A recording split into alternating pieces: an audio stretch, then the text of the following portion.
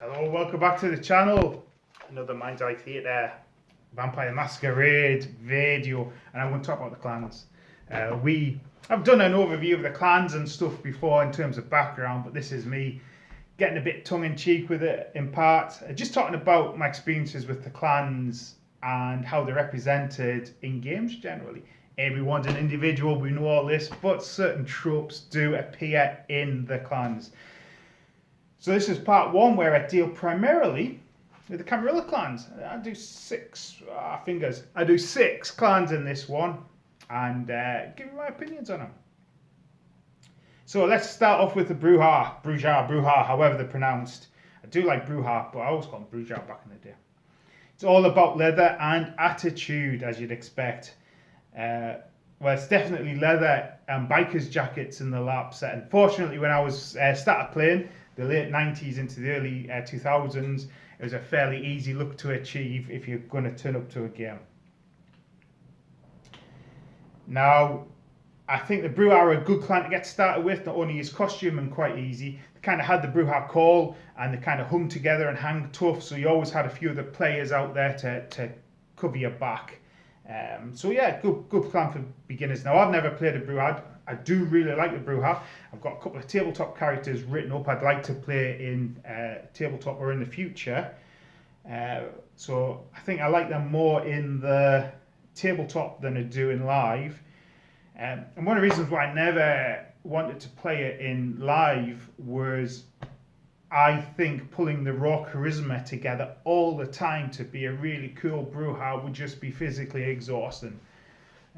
For me, Bruja are Kiefer Sutherland and Lost Boys with a twinkle in his eye. They've got a bit of life and a bit of energy about them. You kind of always have that on, and you know, in Myers-Briggs, I'm more of an I than an E at the moment. So yeah, that would just be exhausting. And that's the thing about the Bruja is, see Kiefer Sutherland's wee gang in the Lost Boys, that's a Bruja to me. And their dad was kind of the older Bruja. What am I saying? I have played a Bruja. Played an older Bruja. Played like a old Ancilla. That was in the independent game. Colonel Roland Lamb, one of my favourite characters. But he was kind of like an older Bruja, trying to keep the younger Bruja in check and kind of being the gopher for kind of the real Bruja elders. Boom. Anyway, yeah, and kind of wore a kind of a shirt like this. Had a leather jacket. Had a bike. Motorbike in game. That's it. So yeah, Bruja, leather and attitude. Then we get to the Ventrue. It's all about the men in suits, and you can always tell the Ventrue because they would always be wearing suits. Whilst I like the idea of Ventrue in terms of background, what I saw in live was a group of people who wanted to play Vampire the Bureaucracy, and that just was not for me. On terms of games, you had a Ventrue Directorate, so they're always quite organised and supporting each other in meetings and stuff. I saw a couple of really good Ventrues played that played up to, but often you didn't get that idea of that noble obligation from the Ventrue or dedication to the Camarilla and the Masquerade, that it was their organisation and they would do what was needed to keep it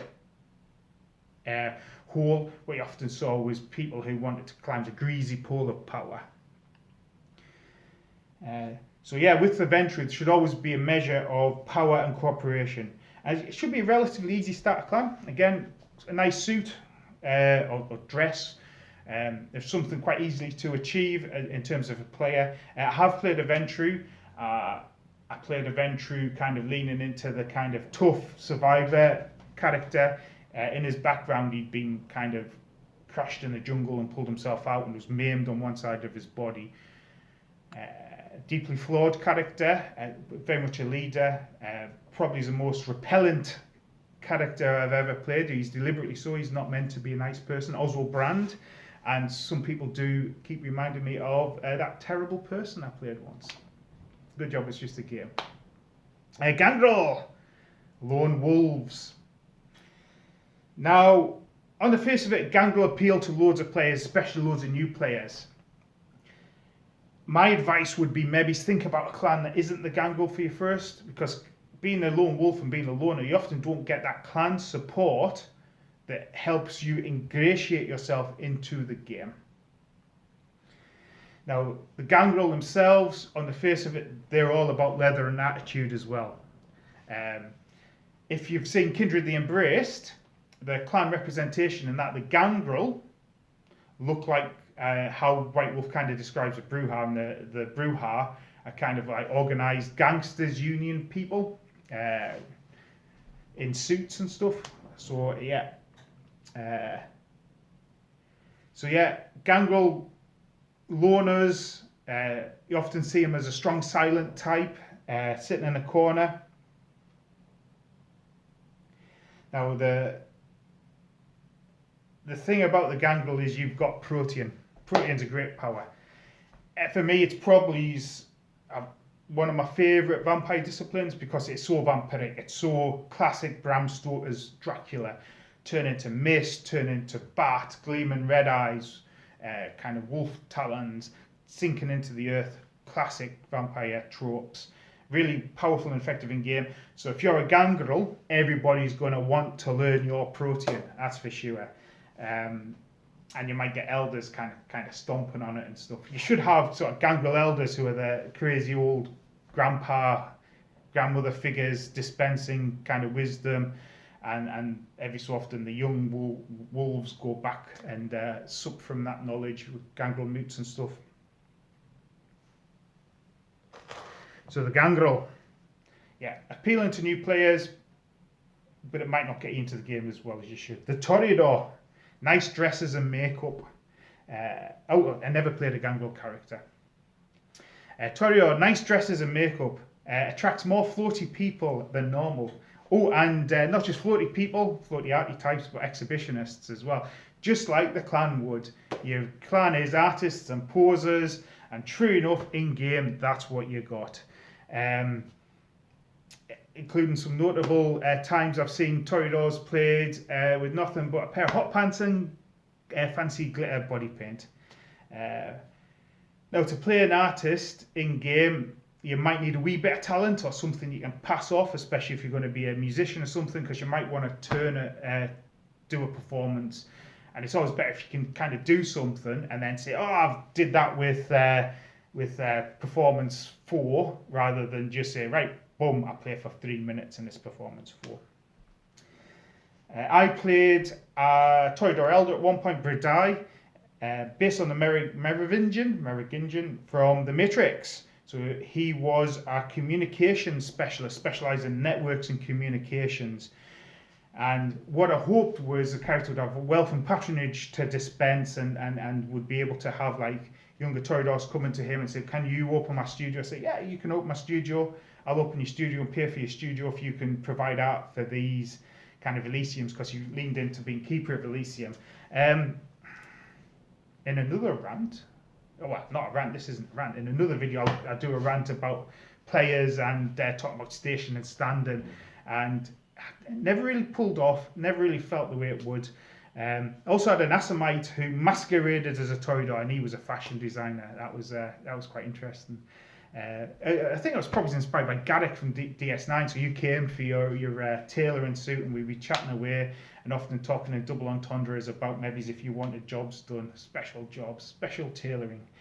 Anyway, Nosferatu. What I'm going to say about Nosferatu is a badge that says Mask of 1,000 Faces does not cut it for costuming. I've been guilty of that myself as well. It's easy done, but a Nosferatu there should just be something about Nosferatu that makes you go a bit, ugh. I've seen some great costuming. Somebody new actually put like latex gloves on and kind of put a bit of hand sanitizer on it, and when you shook your hands, it was like, oh, greasy, slimy handshakes and stuff. So there is a real no non-consensual touching, but if you consented to it, you know that was okay. And if hand sanitizer, nobody's going to really be upset with a bit of hand sanitizer, but you could let people know in advance if that was a thing. And also face masks and stuff. Certainly I've had all over face masks for NPCs, and I've also experimented with making liquid latex face masks. So you'd get like just like a simple face mask and start layering liquid latex on it and sculpting it the way you wanted to, loads of different layers. Haven't done that in ages, but it was good fun. All smelled a bit funny, but yes, loads of great, really good costuming. Another thing about Nosferatu meant to know all the secrets. So it does take a bit of downtime work to get involved and get those secrets and become those real kind of information brokers. And often that just wasn't the case. The players either didn't put in the downtime or just didn't quite get it for what's happening.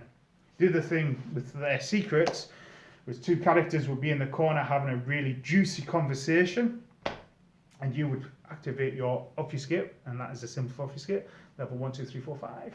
So you'd wander up with your obfuscate up, and you'd just have to get used to players metagaming, and suddenly that conversation, you would hear it change tack, you know it's changed tack, and it's just something you've just got to get used to.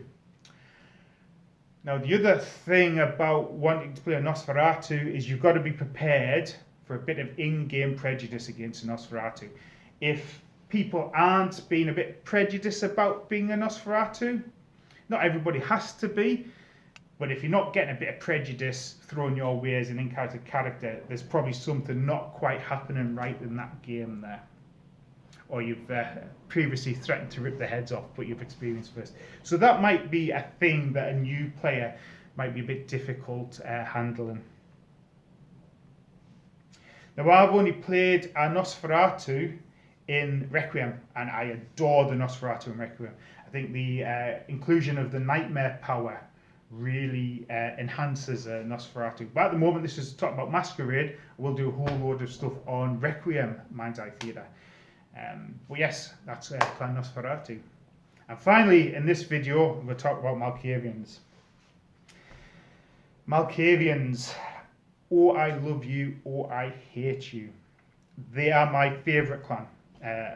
I'm a bit of a Discordian in real life, so that kind of really appeals to me as a Malkavian. I've played 2 long-running Malkavian characters of different stripes over the games. But why do I hate Malkavians before I start talking about why I love them? Fish Malks, Hatstand Malks. So these are the Malkavians who are just kind of acting a bit funny, a bit childish, a bit like a clown, rather than being the real sinister nut jobs that Malkavians could be. So what you'd often get in games is like maybe Malkavians running around with balls of ribbon and stuff, or playing with toys, playing with dolls, like childlike Malks and stuff, and it was just overdone.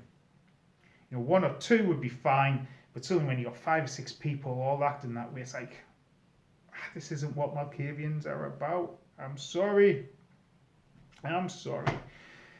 You might be having fun, but is it representing the clan in its best way? Now, my first Malkavian was Jan de Wit from South Africa, and his family, he had his derangements and manias were based around both family, having a strong family, but also he was the eye of the storm. So wherever he was around was very strictly and tightly organised, was all around him.